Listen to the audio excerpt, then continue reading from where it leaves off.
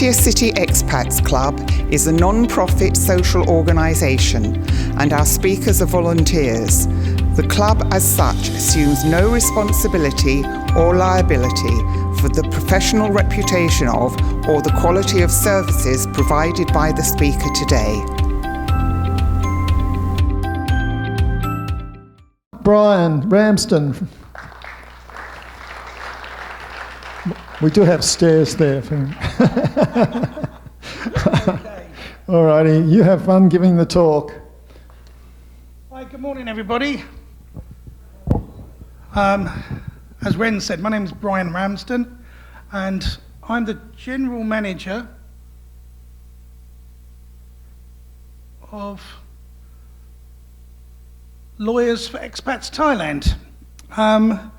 We are a dedicated and registered law firm, and my job within the company as the General Manager of Foreign Affairs is to liaise with our foreign clients.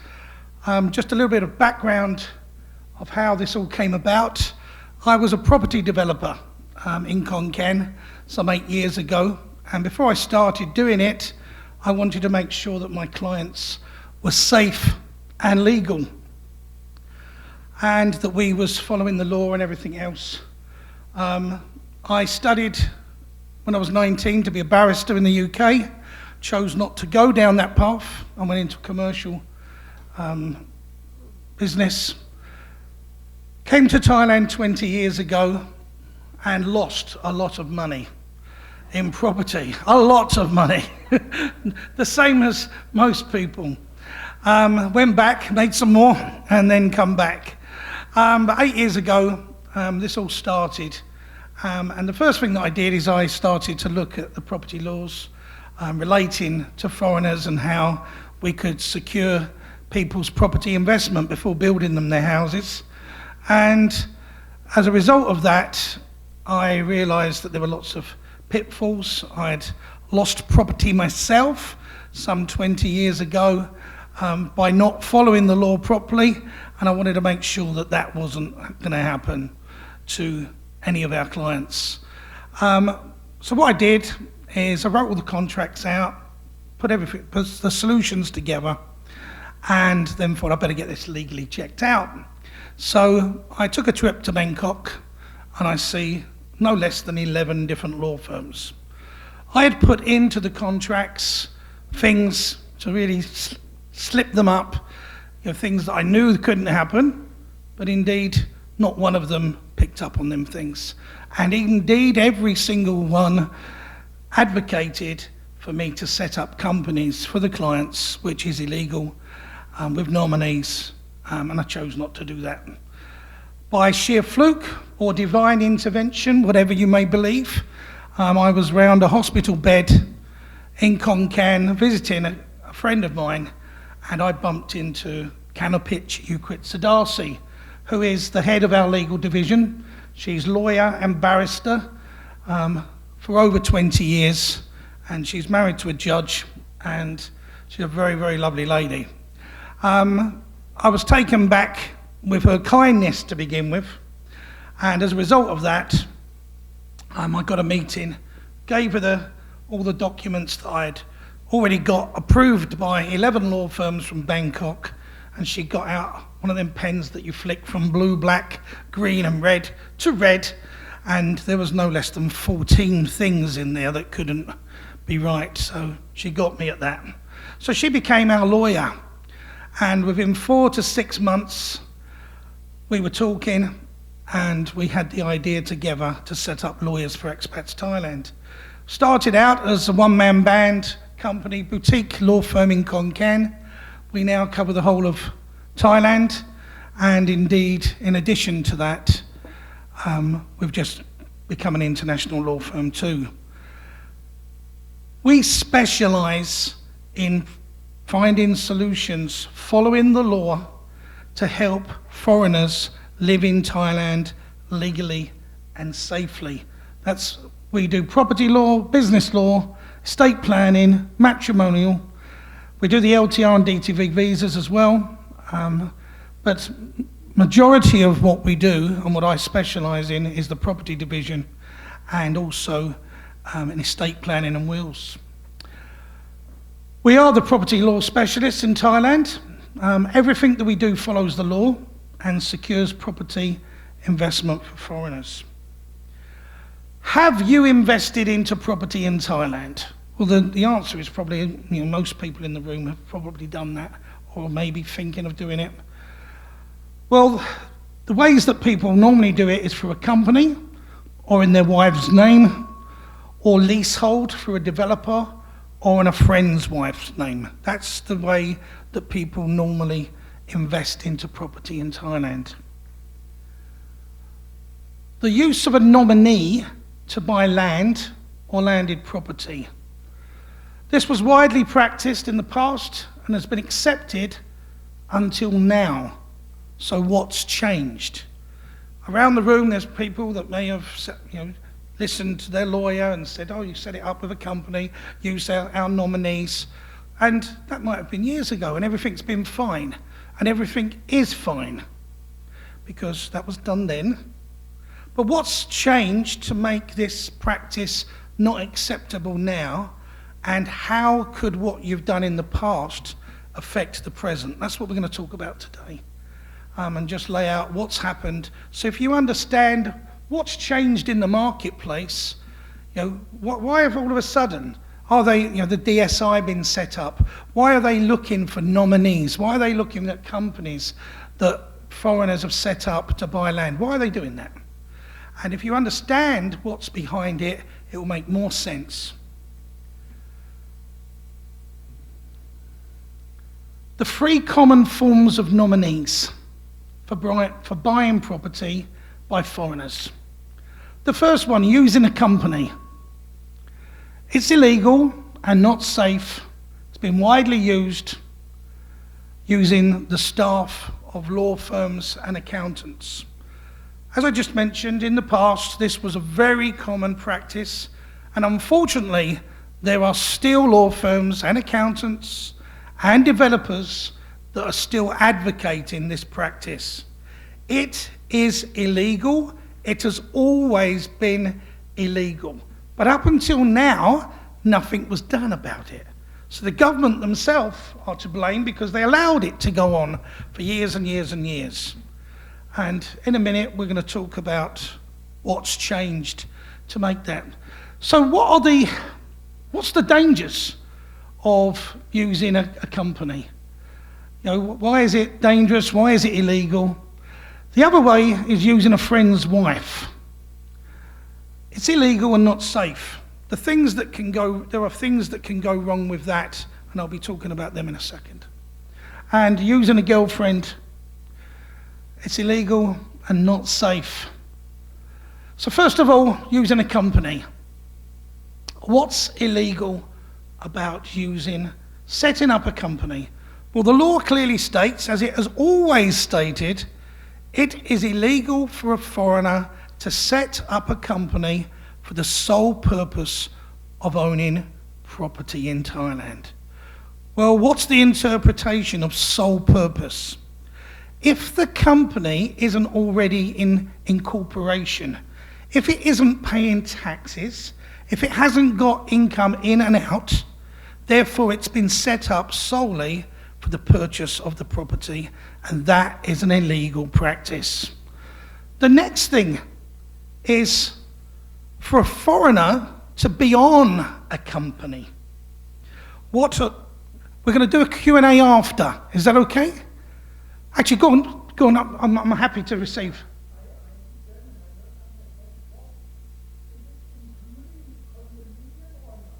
Okay. Let's explain first of all. There's property, which is landed property, okay, and a condo. Okay, condo is different. Now, with condos, there are two types. There's a freehold that you can buy, or if in the building 49% is over 49% is owned by, up to 49% can be owned by foreigners. Therefore, you can have the freehold. If not, it has to be leasehold. Okay, you can only do leasehold. Okay, So setting up a company in that instance is illegal because it's circumnavigating the law. And many people and many agents have done that. So they've got a building that's already got its 49% quota, and they still want to sell the rest of the condos, so they sell them leasehold, and they set up a company and put the foreigner on the company. It's completely illegal, and there are consequences. There hasn't been up until now, and we'll talk. I'm not here today to do any scaremongering, by the way. I'm going to explain the different levels of, and we're going to look at the risk assessment of your situation. Okay, so not everybody that's done this is at risk, high risk, so we'll talk about that. But in terms of property, you're talking about villas and houses as being landed property and condos and apartments, okay? No problem. And if anyone wants to say anything, it's fine. Even though we're going to have a Q&A, I'm quite happy to answer any questions as we go along. So the use of a company. The other thing with the company is obviously the nominee. For a Thai company to be a Thai company, there's different things there's criteria that has to be met, and we're going to talk a bit later about that. But one of the things is it has to be 51% shareholding by a Thai. Now, people think that that's just a bit of ink on a paper, and it's just a shareholding. But there's more to it. The 51% shareholding includes 51% investment. It also includes 51% of the dividends from the company being paid to the Thai as well. They have to be real Thai investors, which 99.99% of all the companies that are operating with foreigners in Thailand, especially for property, are not so. So that's the scary part. The law firms, the accountants, they've all been guilty of setting these things up illegally because they thought that this day would never happen. They never thought that, and they didn't think into the future of what could happen and did the risk assessment for the clients. By the way, we have never ever set a company up for a client to purchase property. Not one, ever, or to buy land. The use of a friend's wife.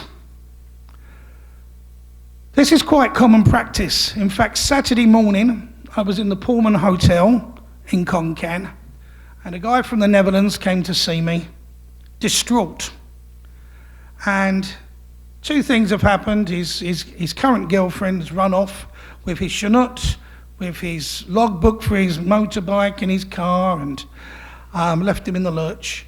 But more importantly, the second thing is, about 8 years ago, he purchased a property through a very close friend of him. He thought was a close friend, known the guy 20 years, and they did it through the guy's wife.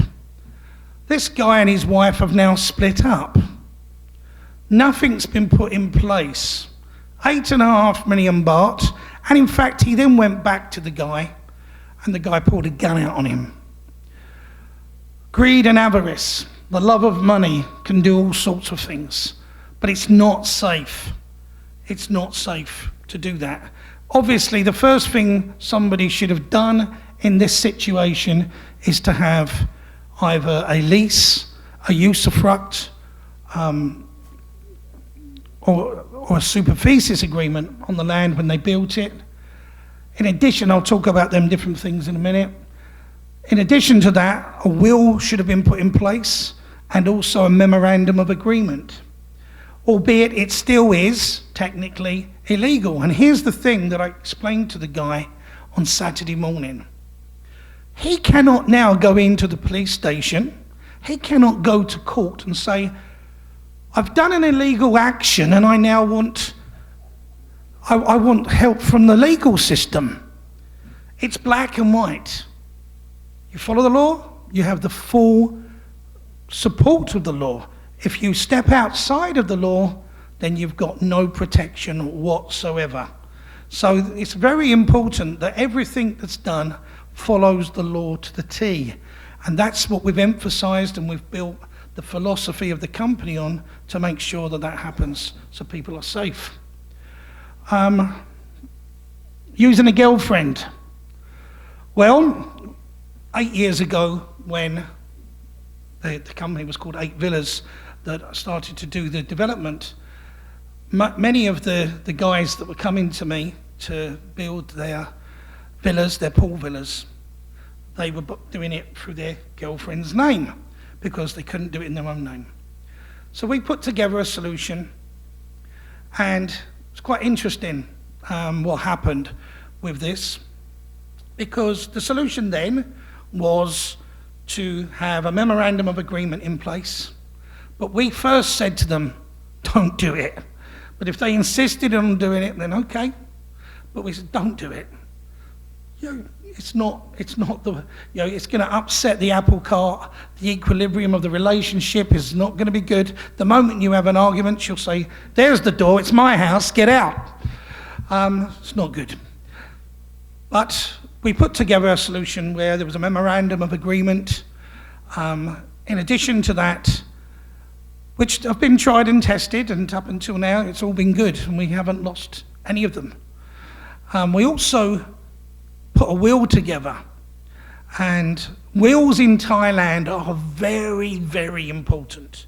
It's very important that you have your UK or American will, or wherever you're from, in your own country. But it's also important that you have a will here.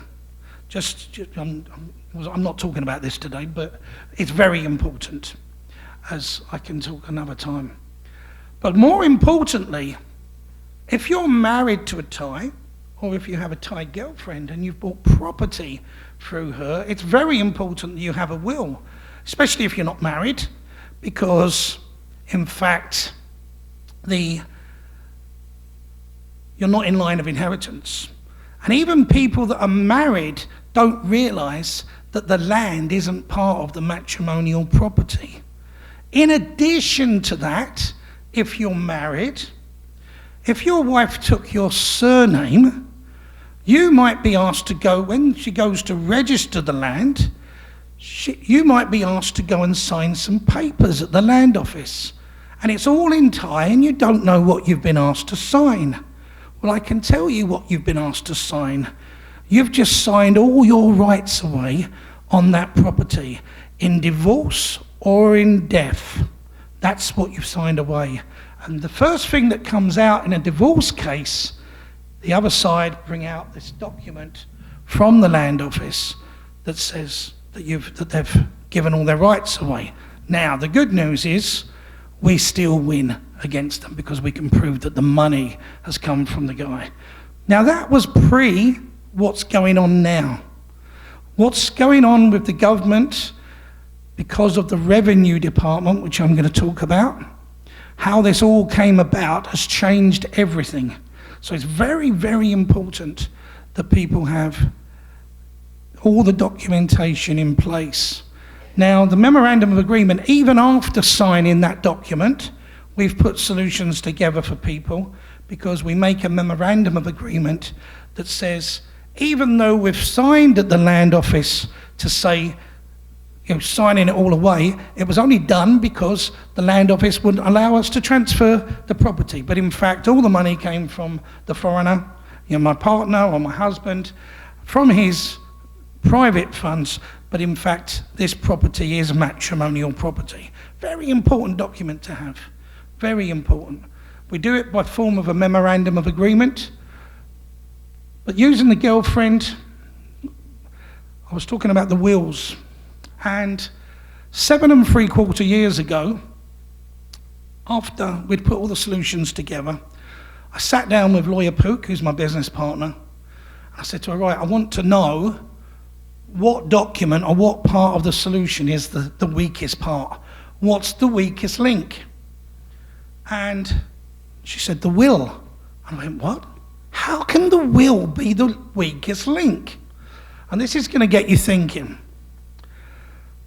So she said, well, Brian, even though they make the will to say that they're making their partner the administrator and executor of the property, they can go out tomorrow to another law firm and we don't even know to say that they've made a new will.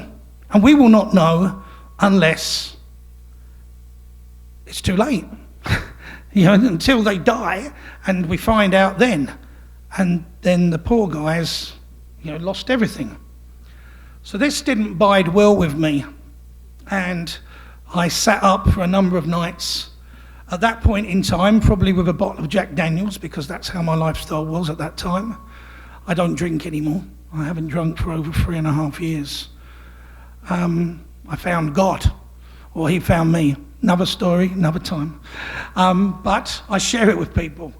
And I sat up and I thought, there's got to be a way, there's got to be a way. And I was doing flow charts and diagrams and searching everything. And I had an epiphany, as people call it, or a light bulb moment, as I call it. And the next morning I called Pook and I said, what if we did this? She went, how did you think of that? And I went, well, it just come to me. And what we do with our wills is we have a unique system where, and it's so simple, it's ridiculous. It's so simple.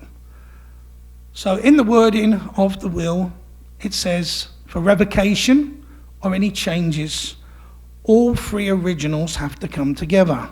So we do the will in triplicate. We video the will being signed, the witnessing that we do, so and we ask questions, nobody's forcing you to do this, so it makes the will solid, so it can't be contested. And we do it in English and we do it in Thai. In addition to that,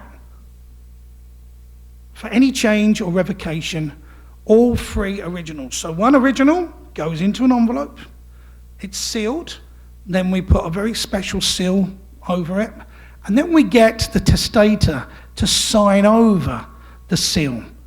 They have one copy, their partner has one, and we retain the other one in a bond, gone out, bonded safe. And in 7 3/4 years, we've had 3 cases where the girl that's made the will has then gone out and made a new one and has died. All 3 occasions were from motorbike accidents. And it wasn't until afterwards that we found out that there was indeed another will. So we had to go to court with it. But with our system, we won all 3 cases. So we know that it's tried and tested and we know that it works. And it's very, very important that this is, it's a very important part because it's the future. It's your future. So if from a girlfriend, and this is the other thing that people don't think about, by doing it for a friend's wife or a girlfriend or even your own wife, if the person gets into debt and the creditors come after them, they will indeed come after your property and you could lose your property. Now, with everything that we put in place, they won't be able to kick you out because you'll have a lifetime usufruct with it. But it will mean that you and your wife will never ever be able to sell that property. It also means that if your wife goes before you and you decide that you don't want to be living in this property anymore for its location or just because of good memories that's upsetting you, you won't be able to move and you're stuck. So it's very important to consider that with the solutions that, the solution that you choose to use, you have to think about what happens if the person dies, what happens if they get into debt, and very important, and what happens if you split up as well. Okay, is there any questions on this part at the moment? Okay, fine. Why are these not safe? Well, the use of a company. The DSI investigation. We'll be talking about who the DSI are and what investigation that they could do for a company in a minute. Nominees and what would happen if the nominees, what happens in a divorce, sorry, I can't read my own thing, happen if the nominee, if the nominee divorces. What people don't take into consideration is that they use nominees in law firms or accountant firms. And in some instances that I've spoken with people, they've never actually ever met the person. They don't even know who they are. They don't even know their background or their situation. They don't know if they're married. Now, if they're married, their husband, and in fact, here's a live situation. We were sitting having breakfast, me and Ren, this morning, and I had a phone call from Lawyer Pook, my business partner. My wife today is in Phuket, transferring some land, or buying some land actually. But they wouldn't allow her to do it, even though it's from a company that I'm not on. They still wanted me to sign it. So from here, I go to Phuket to go and sign that. And so therefore, for it to be a legally binding, enforceable contract, the husband has to sign it. So do you know that your nominee's husband or wife has actually agreed to let them be a nominee? If not, it's completely void anyway. Now, and with this being void, the legal term is void ab initio, which means it's over before it began. It never happened. So if that agreement's never happened, you've given all your money away for what? Who actually owns the house? You don't own your own property if it's in a company name. The company owns it. You own 49% shares of the company. The reason why it's not safe are these reasons. It's breaking the law. And indeed, also, what a lot of the law firms and accountants did and still do is there's a saying in England, out of the fat and into the fryer, meaning they take you out of trouble and put you into more trouble. So what they do to make you feel better and to give you confidence, they say, we'll make you a director of the company. So if you've got control of the company, all good. It's not good at all. Because if you're the sole director of a company, legally you need a work permit. So there's another law being broken. In addition to that, if you're the sole director of a company, it's no longer a Thai company. It's actually a foreign controlled company and needs a foreign business license. So there's so many laws that are being broken. The very first case that happened in October, you can go onto our website, www.lawyersforexpatsthailand.com. Go onto the blogs. I do quite frequent blogs, and we do different blogs on Facebook every couple of days. The majority of them are about property law. Well, the very first case that came up in October regarding nominees, the shocking thing that the judge did was, what do you think the sentence was for the foreigner and for the Thai? They gave them 10 years imprisonment. 10 years. Now, what they did is, because the foreigners and the Thais put their hands up, gave the property over, and gave the company and all its money and assets over, they reduced it to 5 years with a 2-year suspended sentence. They lost everything. This is actually precedented. This is what's already happened.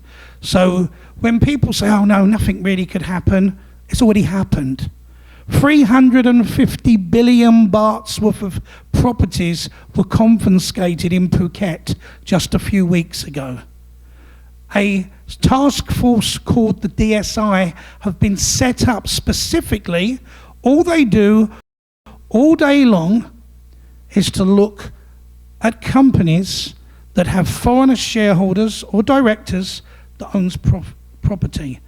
Now, with the advent of AI, things have become very easy for them because they have an AI program. They go to the DBD database and all that they put in is foreigner, property, company, and location. Within 3 or 4 seconds, they have a list of every single company that owns property that has a foreigner shareholder or has a foreigner director. It's that simple. That's how easy it is to do. And I'm going to talk to you about in a minute how easy it is for them to find out that, in fact, there's a nominee being used as well. So yeah, it is very, very, very dangerous. Now, it doesn't mean that everybody in this room that's got a company that has bought property is in grave danger. As I said before, I'm not here to scaremonger, and I'm going to talk about the different levels of danger and where yours fits in, so you know. Okay, I'm not here to be a scaremonger, to drum up business. That's not what we're here to do. All right, that's not what we're here. And I really mean that from the bottom of my heart. I want to tell you the truth so you understand what the situation is, and then you know, and you can make informed decisions about what you do. The use of a friend's wife. Well, I've already just spoken about that, what happened to this poor guy on Saturday.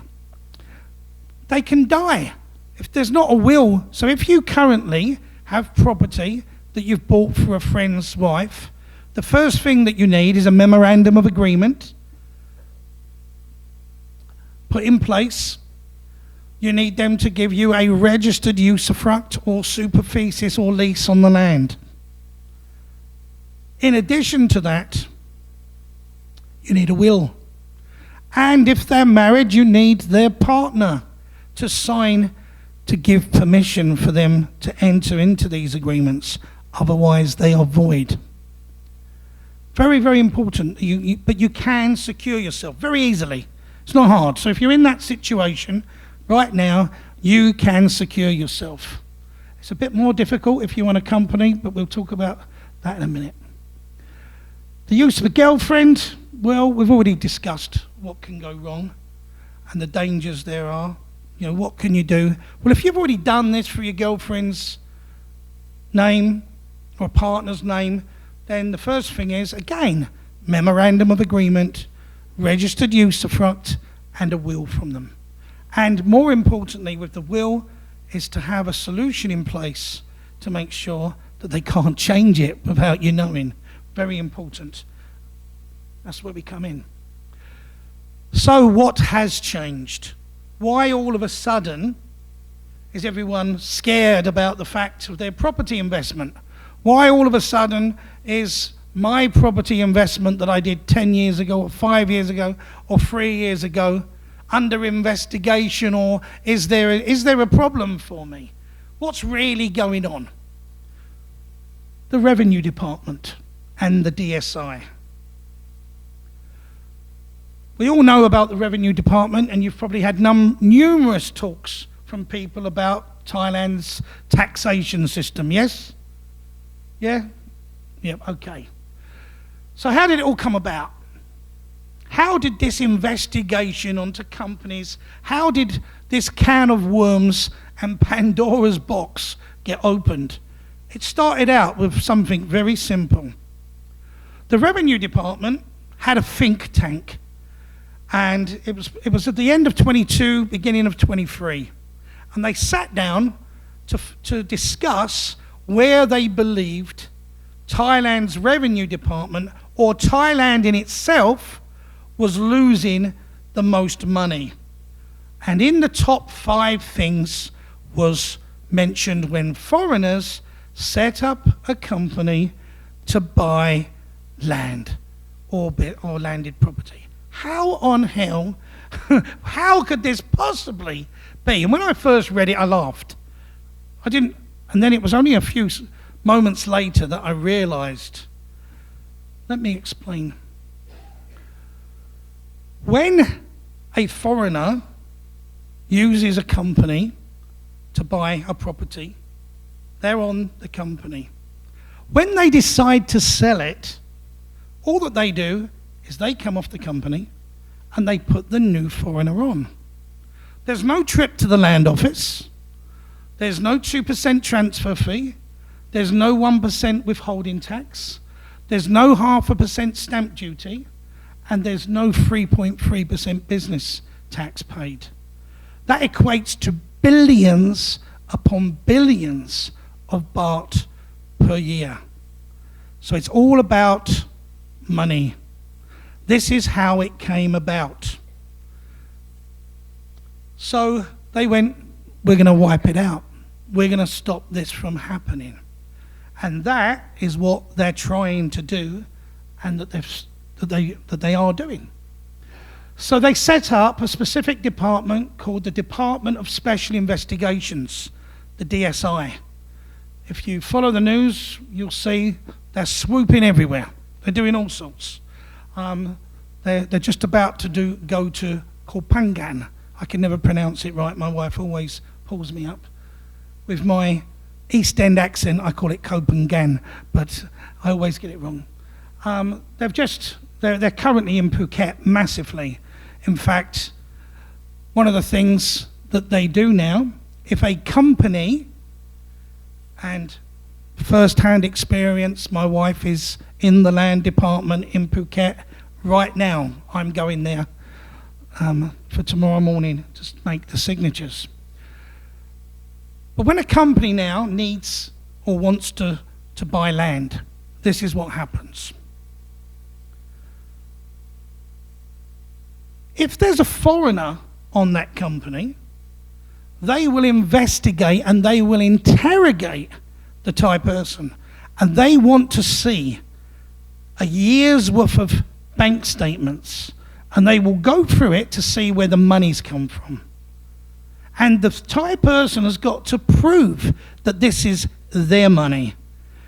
If it isn't, and it's from the foreigner, they will go to prison for at least 1 year. That's how stringent it is now. And they will not let the transfer happen. This is how strict it is. And indeed as well, what they will do is they will then call in the foreigner. And the foreigner will face deportation. That is what is happening. It's that strict. So this is the real life. This is what's really happening now. This is for new ones, not for the people that have already purchased. This is if you went to go to buy land or landed property in a Thai, in a company name right now. Okay? And my wife has been through all of this morning. The DSI was set up to investigate the use of nominees. It's so simple for them to find it with the use of AI. And what they actually do is they key in from the DBD database, and this is how the people that have already got in the system can get caught. So if they decide that they're going to, let's say, come to Pattaya, they haven't been to Pattaya yet, okay? And we've got no, I can't give you a heads up that they're on their way here. That's not what I'm saying in any way, shape or form. And they've got a lot of work to do in the places like Phuket, Phangan, Koh Samui. They're going to be tied up for some time. But they will get round to doing different places in the country. Or what will happen is this. If the law firm that gets caught, because that's what they're going after. They're going after the law firms and the accountants that are using nominees. And you've got a girl in the office who's a nominee on 100 different companies. She owns 100 different houses, or even 1,000 in some cases, we've seen. How can she, on 15,000 baht a month, afford to have all that property? Well, she can't. She's a nominee. And it's this easy for them to find, and this is how they find it. On the DBD database, the Thai shareholders have to put their telephone number. So they have the telephone number of the girl that's in the office, and they phone her up. And they say, this is the DSI. We know that you're a nominee. Now we're going to give you the opportunity with an amnesty to give up who you're doing this for, and you will go and you'll walk free. And they'll go blab, blab, blab, blab, blab, blab. Or if they're working for a law firm or an accountant and they feel under pressure, they won't say anything. So what they then do is they interview them. And this is what's opened up a massive can of worms for the formation of companies as well. So they call them in, and they have a meeting and say, well, look, we know that you're a nominee, but you're saying you're not. Well, part of the changes that happened with the revenue department, Thailand signed up to a CRS system, called CRS, the Central Reporting System. They can clearly see every transaction that goes through our banks, through everybody's bank, okay, in 114 countries around the world. And they will look at the date of incorporation of the company. And if the 51%, if it's a 2 million baht share company, share capital company, if 1,020,000 was not sitting in the Thai person's bank on that day, they've got them. It's a nominee situation. And that is how they find it. It's that simple. They look at the date of incorporation of the company. If the Thai person didn't have the money sitting in the bank, then it's obviously a nominee. Because the law clearly states, and by the way, when a company is now being set up, they want to see the money. They have to prove that they've got the money. The Thai person has to prove. So it's changed. This wasn't in play before, but this law has always been, but they weren't policing it. So this is how they can find if it's illegal. Now they're not just looking for, the DSI are not just looking for the odd person that's got a house for a company. They're looking at the bigger picture. They're looking at the law firms that have got hundreds, if not thousands, of nominee situations. That's who they're going after. Now, if you're part of that scenario, i.e. your law firm has done this practice and used their staff as nominees, that's how you can get caught up in it. Okay? They're not coming after you, they're going after them. But that's how you could get caught up with it. So that's where the danger lies. That's where the danger lies. So yeah, I've already mentioned the 51%. Changes at the land office. If registering land or land and house in a company name with a foreigner on, then get ready to be grilled and questioned, as I've just already explained. My own wife this morning. The land office has to report to the DSI every single company that's buying or registering land, and they will investigate every single one now. Everyone. So what will be done about it? So the first round, I've already explained what happened in court.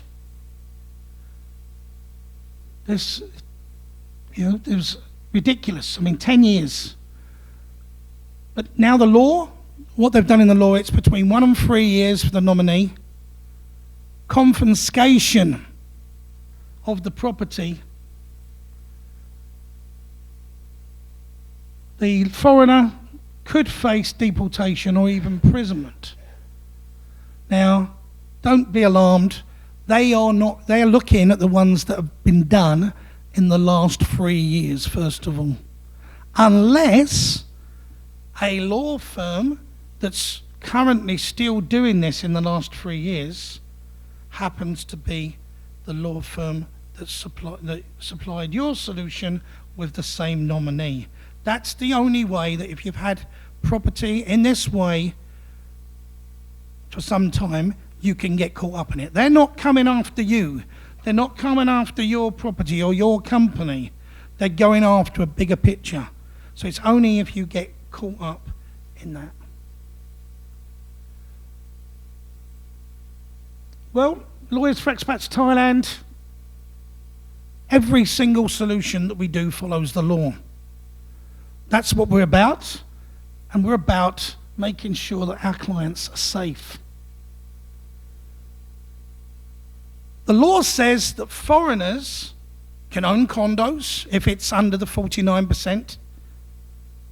They can lease condos if it's over. The law says that a foreigner can lease land. There are 4 types of lease. Sapin Sif, a regular lease, a superficies, or a usufruct. And you can have a registered lease with your name on the back on the land. Now, a superficies is really good because, in fact, the superficies gives you more rights. It gives you a 30-year lease on the land for you to do anything you wish and to build upon it. And everything that's on top of the land, you have the legal ownership of. This is the law. This has always been the law. Why have people been circumnavigating it? Because law firms have been giving people the wrong advice. That's what it boils down to. You know, you're not expected to know the law. You go to a law firm and you expect them to tell you the truth. That's what you would expect. But this practice has been so widely used that it just become the norm because they didn't think that this day would come. 5 years ago, a large law firm in Bangkok, nameless, absolutely ripped into me. He's talking out of his backside, this day will never come. But they've had to eat their words because this day has come. We saw this coming. We knew what would happen. It only took one change in legislation or something like what happened with the Revenue Department to unravel everything that's been going on. Our solutions do not circumnavigate the law. There's no need for foreigners to go on a company. No need at all. There's no nominees used.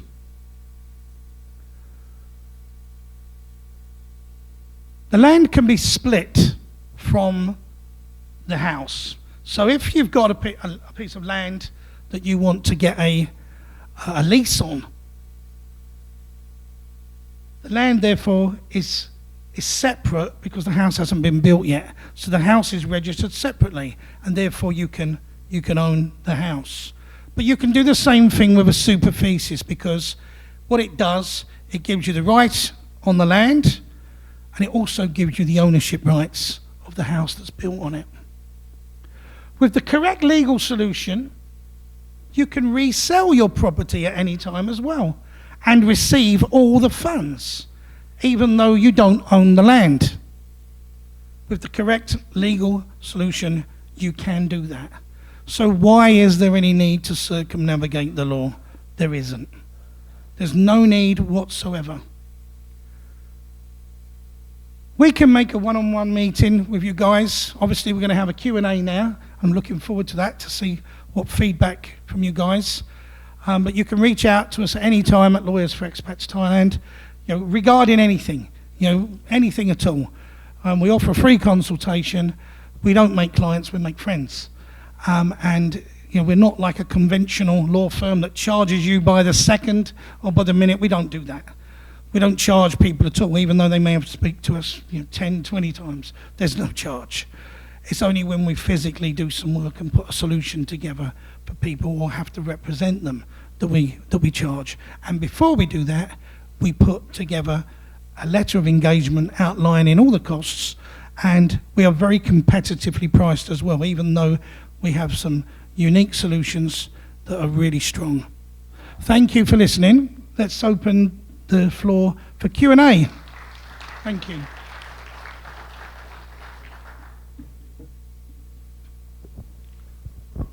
Yeah, thank you very much. Very enlightening. We went through this. You talked about the buyer, the nominees, the lawyers, the accountants, but what about the responsibility of the estate agent who steered us in this direction? What is their accountability? Okay. First of all, very, very good question. We're just about to open up Thailand's first national association for developers and real estate agents to try to clean this marketplace up. Because what you've got to understand is that real estate agents don't have any training, they don't have any qualifications, and they don't have any legal knowledge whatsoever. And the only thing that they're interested in is making money. So take with a pinch of salt anything that a real estate agent says to you. Now, there are some really good real estate agents. I'm not knocking them all, but there's no regulation at the moment. I'll give you an example.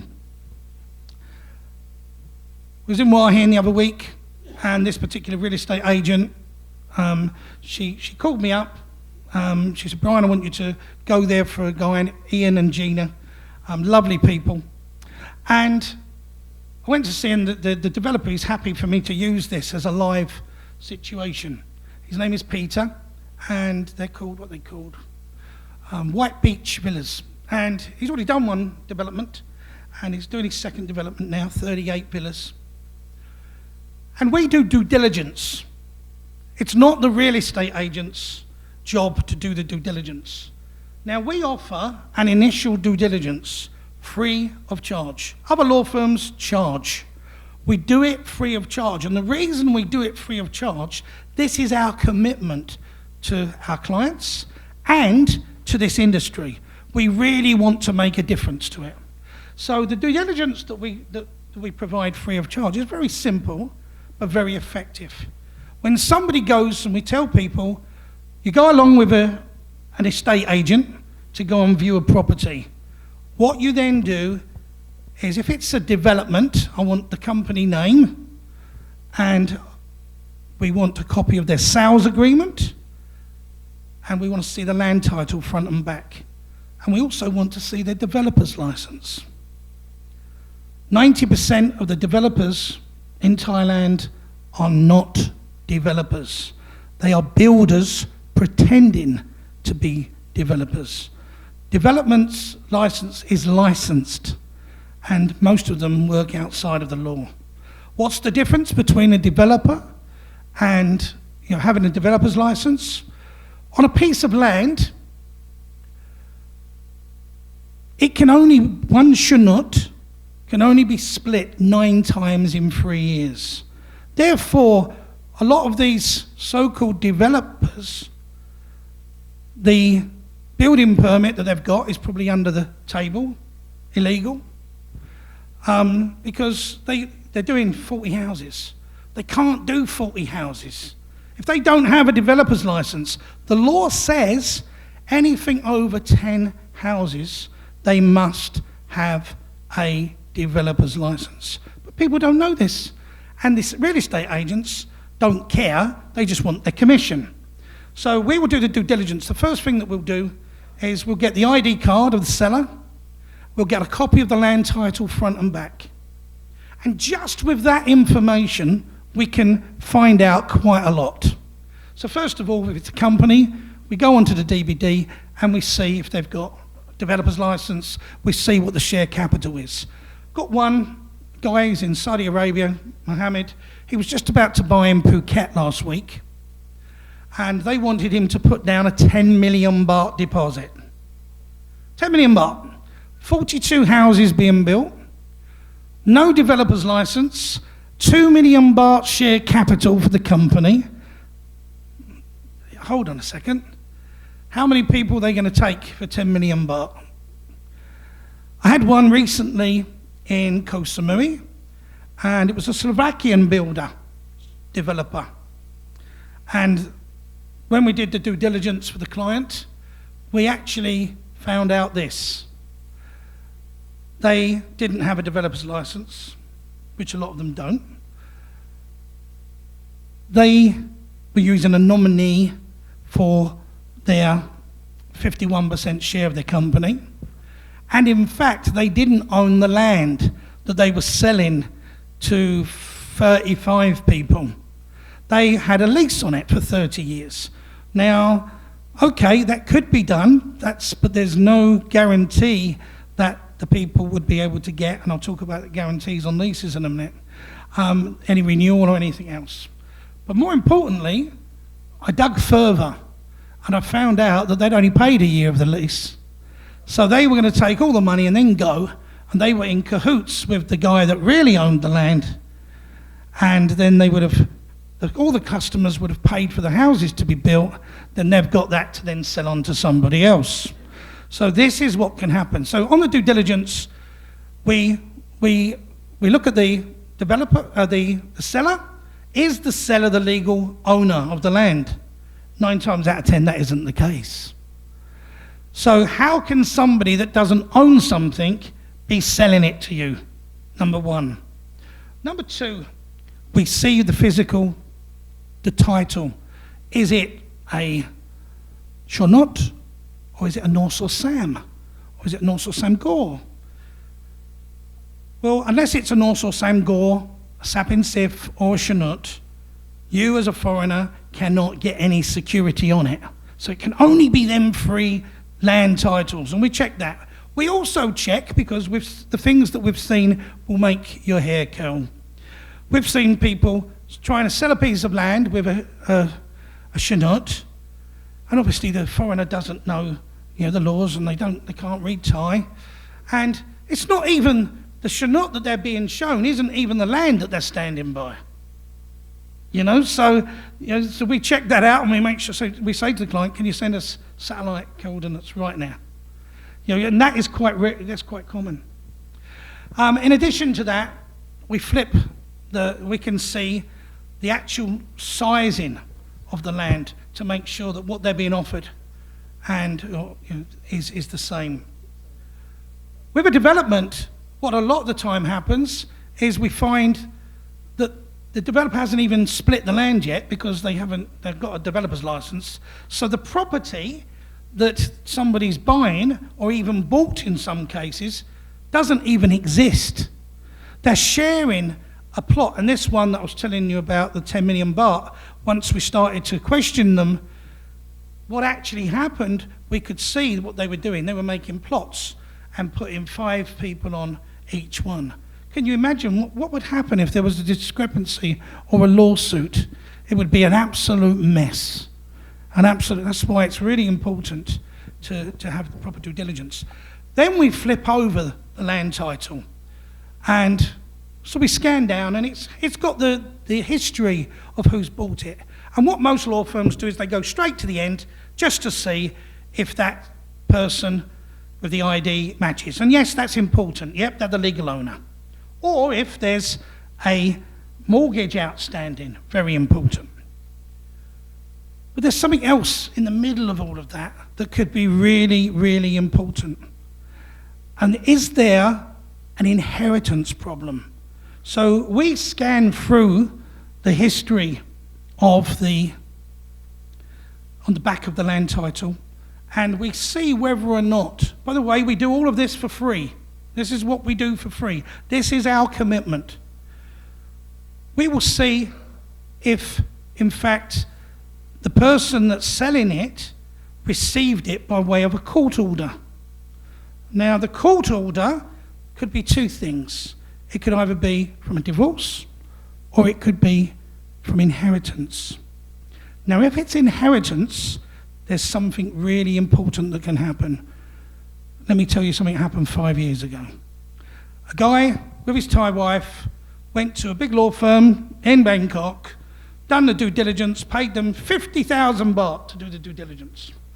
They then went and they paid another 100,000 baht for the solution and everything else, so 150,000 baht. And they bought the property. They bought the land and they built their dream home on it.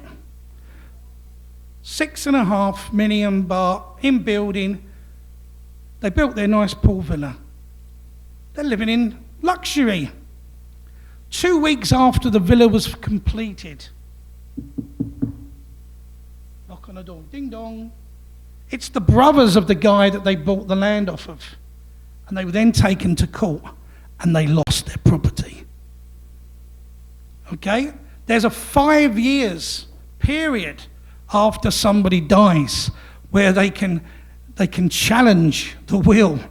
So what we do to combat that, if we see that there's there could be an inheritance problem, within the sales agreement we make everybody in line of inheritance sign to say that they're not going to make a claim. It's these things that make us different from other law firms. We're about the detail. One last question. Okay, it's very short, because I hope not so many people here are really involved. What you're also describing is already going to the criminal side. What is criminal in our, if you're selling something which is not existing, it's also criminal in our countries. So there the culture is not so. But this was just a remark. Now the question is, okay, you say, apparently this is all over now with the nominees, if this is true what you said. And then we have to lease, yeah? Okay, we're leasing then. And what happened then? You said then the house is ours on the leased ground, yes? The house belongs to us. And then we want to sell the lease. Or we say we sell the house. Let's say we sell the house. What happened? Someone else buying the house. What happened to the lease, which is on my name? Will the new owner of the house automatically get the lease? Or he has to ask? What is the situation there? The landowner that gives you the lease, in the agreement that you've got, and there is something else that's just happened, the Supreme Court has just stepped in and just ruled that there is no perpetual right of renewalship on the lease. There's no guarantee, it's not enforceable that you can have a 30 plus 30 plus 30, which has been promised to maybe some of you from the people that sold you your house, especially the developers. This is what they've been doing. We've even got stories already of developers in Hua Hin that are sending letters out saying, because of the change in the law, unfortunately, we're not going to be able to do this, so they're going to take the house back at the end of the lease. Okay? The answer to your question, to do this properly, there has to be a complete solution put in place. Okay? A complete solution. And what we've done is we've consulted with the powers that be, and in fact I've just, under the guidance of Pook, just wrote a brand new lease that's just been approved, and we have the soul on this, and it's been approved to be used and registered at the land office. And it answers this question. So there's no guarantee of renewal. And I'll explain to you why. The law says there's no perpetual right of renewalship binding on the heir of the lessor. Meaning, if I was Thai and I gave you a lease, 30, 30, 30, and I die, well, you can still live on the land, but you can't sue my beneficiaries. It's not legally binding for your renewal. So when it comes to the end of that, they can say off, and they own your house. So people need to be aware of this. We've combated this, and we have something that we've just got approved. And instead of being a renewal, we write it in that at any time the foreigner can ask for the lease to be cancelled, and at which time they will be offered a new 30-year term lease. So this way, and it's been approved, and we can do this. So it's all about renewal and new. Very important. In law, there's some very thin things. But you can. So in fact, what's important is the person giving you the lease in your sales agreement and in your memorandum of agreement with them, in the solution and in a binding legal agreement, it gives you the right to sell. Now, if the house is split from the land, or you've got superficies or that, it gives you the option to sell it, and the lessor, the person that owns the land, gives you in writing that they will provide a new lease under the same terms as they're giving you. So yes, that's the answer to that. Thank you. Big round of applause for an Thank you, amazing everyone. talk. Don't go anywhere. Firstly, Brian, thank you so much flying into Concan. It was, I'm sure many of us were just about hanging on every word you were saying. And you'll be hanging around for a while after the meeting. So he gives free one-on-ones, so keep him here and ask him lots of questions. A small token of our appreciation for your talk. It was wonderful, and we hope to get you to give other talks in the future.